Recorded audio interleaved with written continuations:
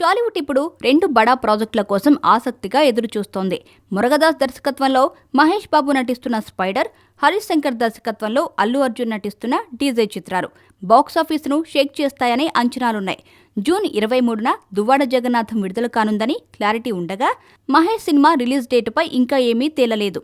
అయితే తమ మరుసటి చిత్రాలను జూన్లోనే ప్రారంభించేనున్నారు సూపర్ స్టార్, స్టైలిష్ స్టార్.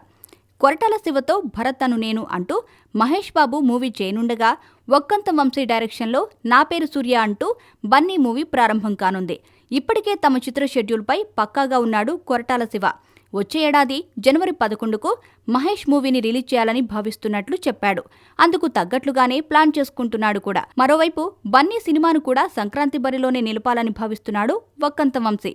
ఆ సీజన్ మిస్ అయితే మళ్లీ సమ్మర్ వరకు వెయిట్ చేయాల్సి వస్తుంది. అంటే దాదాపుగా ఒక సినిమాకు ఏడాది పట్టేస్తుంది. అందుకే సంక్రాంతినే టార్గెట్ చేస్తున్నారు మహేష్ అండ్ బన్నీ.